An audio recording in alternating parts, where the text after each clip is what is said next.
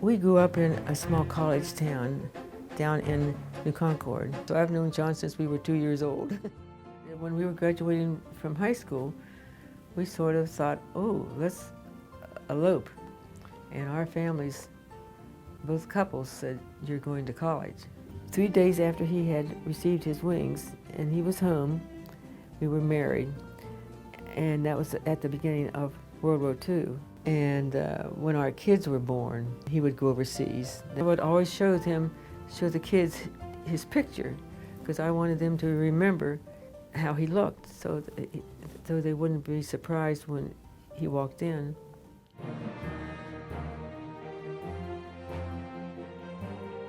But certainly the space program was so new and different, and we didn't have any real experience, so we were sort of feeling our way a little bit. It was 3 times around. We look at that now as being sort of elementary, but that's where we really started. We really didn't realize what his first flight was going to cause our country to all come together and be so excited.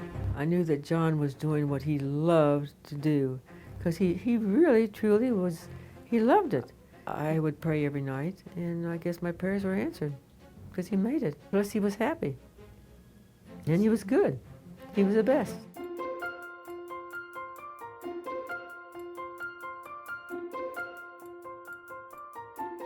And when I would run for re-election, Annie had never been able before that to really participate. She'd go with me to all the events and all, but as far as her getting up and speaking or being at a women's group and representing me at a group, she was never able to do that. It's been great to see her be able to sort of blossom, if you will, to become more capable of expressing herself and participate.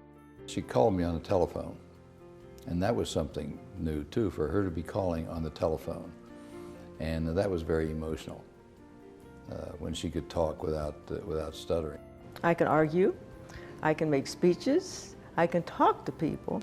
So in going back to Washington as a Senate wife, I had an office in John's office, a small room.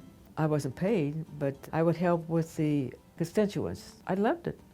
The part of politics that I honestly, Scout honor, I love is to meet the people, because you meet all kinds and all handshakes. I mean, just so different. It's just, I really enjoy that.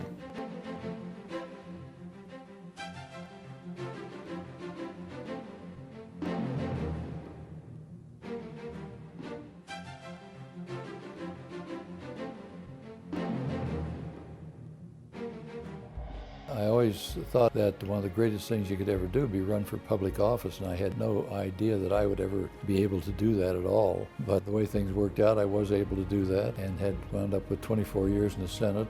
You know, representing other people in public office in a democracy such as ours, it's almost a calling. It's a sacred trust. What the League of Women Voters does is try and make sure that we get the best people running for office, encourage people to run for office, and put out information on some of the policies that we need to decide to make this country move ahead.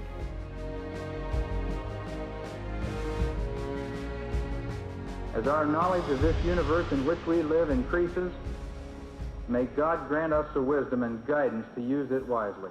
Thank you.